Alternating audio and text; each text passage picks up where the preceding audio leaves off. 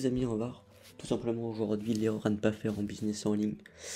Tout simplement sur Instagram, ça va être l'erreur de attendre des résultats trop rapidement, tout de suite. C'est très long, vous voyez, quasiment 5000 posts ici pour 225 000 followers. Il faut savoir que voilà, Instagram c'est un business qui prend énormément de temps, YouTube c'est pareil. Il faut de la régularité et du temps, donc attendre des résultats tout de suite c'est une erreur. Ne faites pas cette erreur.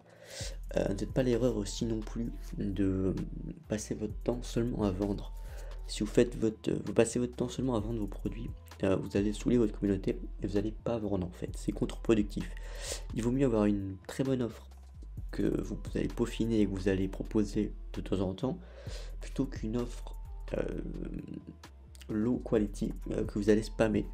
Ça peut paraître spammy de faire ça déjà. Et donc en fait vous allez perdre en qualité sur votre offre, en valeur perçue. Il y a la valeur réelle de votre offre, ça vous le savez, voilà, votre produit vous le connaissez. Donc ça peut être un nouveau produit par exemple, ou un produit physique, peu importe. Si vous l'avez fait vous-même, vous savez, vous connaissez sa qualité réelle, parce que vous savez ce que vous avez mis dedans.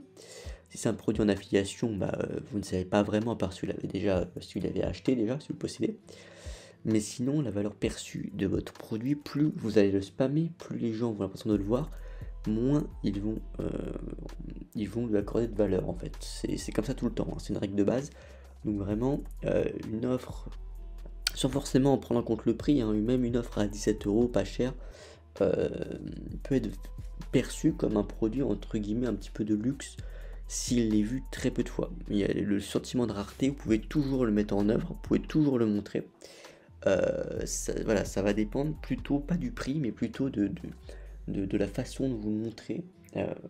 Une offre très chère, si vous en faites la promotion tout le temps, elle va perdre en fait de la valeur perçue. Et ça peut être vu comme un produit de luxe par son prix, comme cher, mais plus comme quelque chose en fait de spammy qui n'a pas forcément beaucoup de valeur.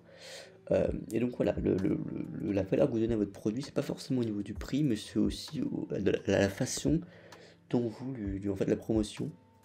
Et donc l'un des objectifs, ça va être tout simplement, voilà, l'une des erreurs à ne pas faire, ça va être de le proposer intelligemment, pas trop de fois.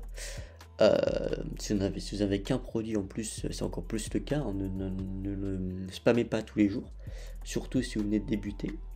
Donc voilà, soyez intelligent dans votre promotion de produit, soyez régulier, concentrez-vous d'abord sur votre contenu et ensuite sur votre offre. Voilà, c'est beaucoup de gens vont d'abord se concentrer sur leur offre et après sur leur contenu, ça peut être une erreur.